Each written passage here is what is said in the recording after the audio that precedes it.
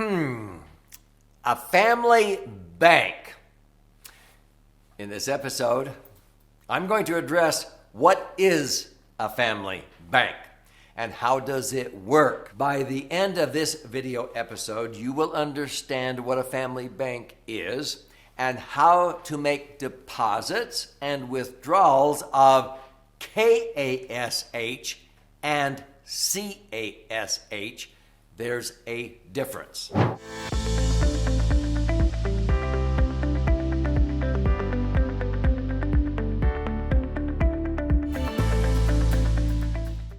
So I'm Doug Andrew, and I've been helping people accomplish family banks, establish them the correct way. And you're going to learn some things in this episode that's going to blow you away. I've been doing this for 48 years, and it has been a game changer, actually life-changing for many, many families. And I'll explain why.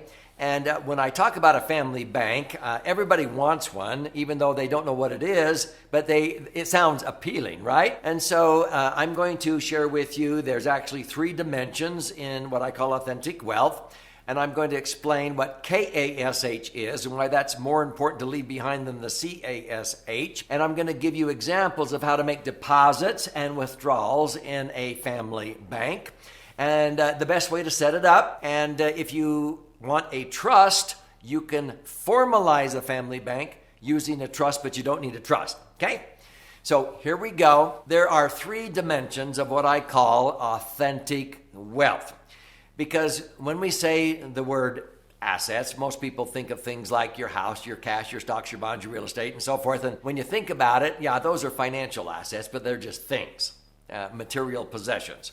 Whenever I ask anybody, what are the most important assets that you value, that you cherish, that you possess on this earth, they always say family, relationships, faith, beliefs. Yeah, these kinds of assets involve people. We call these human assets. They are our core assets. And so they are the foundational assets. That's a second dimension. So financial is one dimension. This is like a 3-legged stool. This is foundational assets.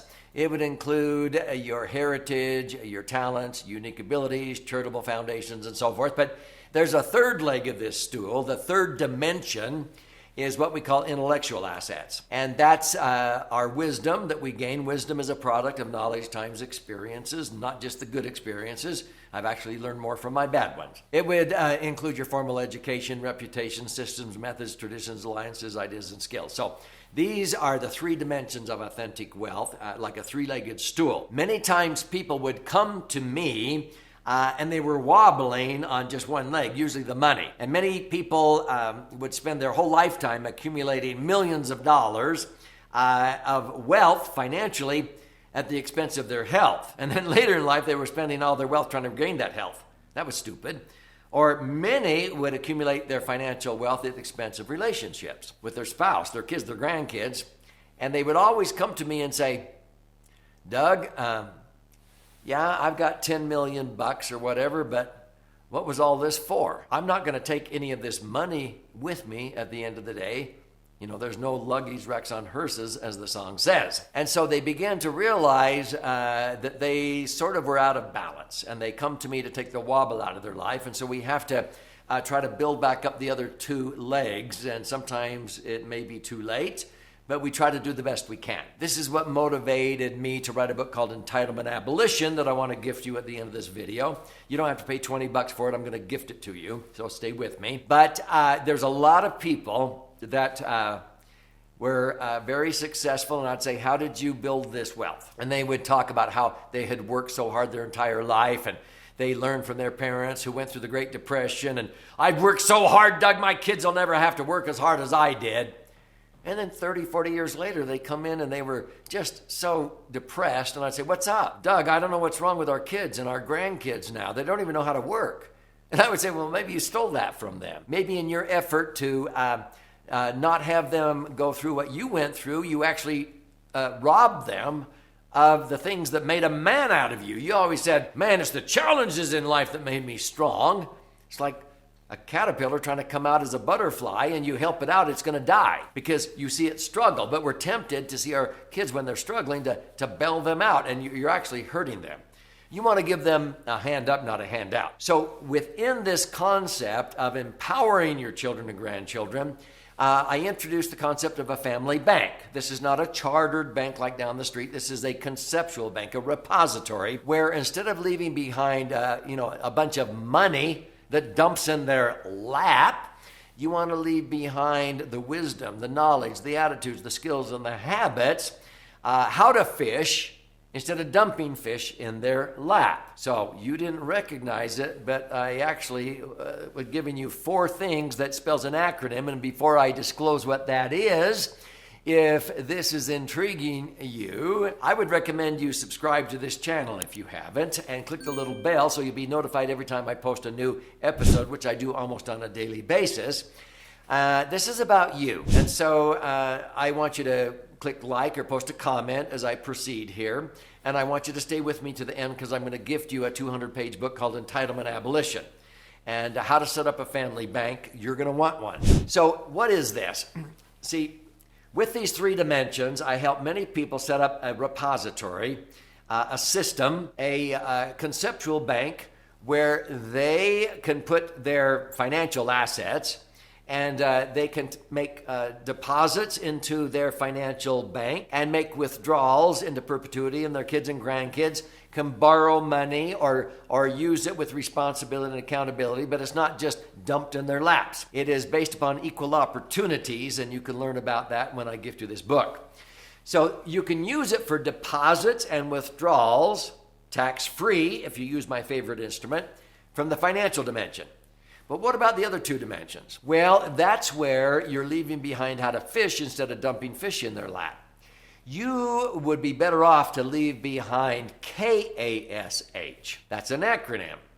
The K stands for knowledge, the A is attitudes, the S is skills, and the H is habits. I'd rather leave behind knowledge, attitudes, skills, and habits to my kids and grandkids than the CASH, because out of the 2, the KASH will give them the ability to earn the CASH, whereas if you just give them money, it usually ruins half of them. Does that make sense? So most people, if they had to give up one or the other, they'd give up the money and keep the knowledge, attitude, skills, and habits, because they can rebuild the CASH with knowledge, attitude, skills, and habits. Does that make sense? So a perpetual KASH, KASH fund, is where you are capturing the knowledge, attitude, skills, and habits, which I have systems to do that. You can record, you capture them, you put that in a trust if you have a trust, and you leave behind how to fish to your kids and grandkids. What did you learn from your successes and your failures?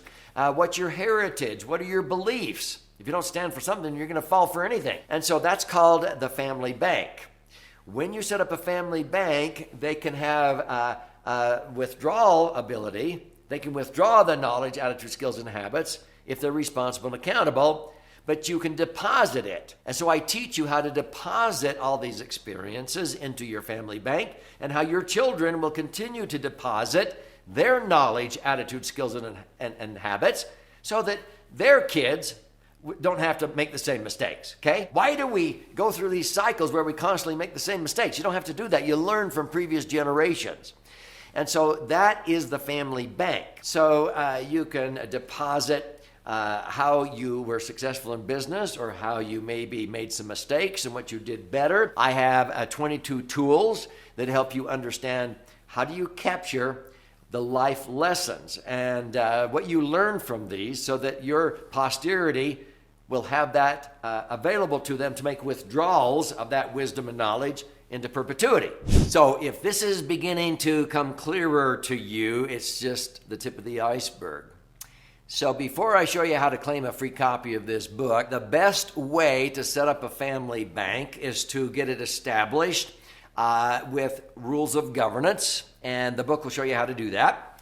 But if you want to formalize it, if you have a lot of assets, you could set up a trust. But when you set up a trust, you are using the trust to protect your family bank, but it is set up on rules of governance under equal opportunities rather than equal distribution, because I teach that there's nothing more unequal than the equal distribution to unequals, which is the way most trusts are set up.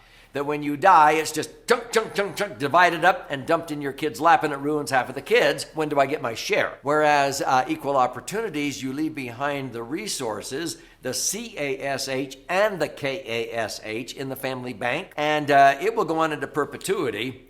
You're going to be blown away. You're going to understand how in our family bank, we always have my favorite financial instrument that will blossom every time the oldest patriarch or matriarch, anybody dies, and we take 20% of that tax-free money. So every time somebody dies in our family, we get a tremendous infusion of tax-free capital, not to be dumped in their laps. It goes in the family bank. And we take 20% of that and we put insurance on the next oldest, healthiest family member, so that every time somebody dies, we get a tremendous infusion of tax-free capital.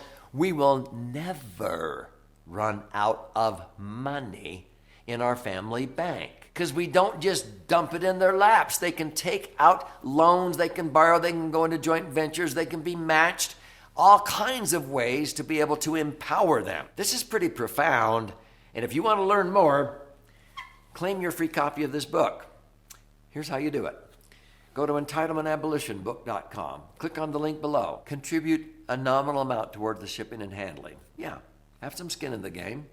I'll cover the rest of that cost, and I'll pay for the book. I'll send out a copy of this. It's 200 pages. You don't have to pay $20 on Amazon. And I'll send out this hard copy to you, but there's options there if you also like to listen and learn or watch and learn. There's an 18-hour masterclass. If this is intriguing, I go really deep with 18 hours of video instruction on how to abolish entitlement mindset and set up a family bank.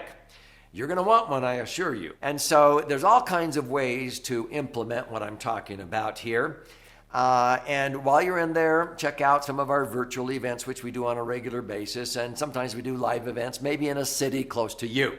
This is about your brighter future, but it all begins with empowering yourself and understanding how to take your family from me to we. Together, we're better.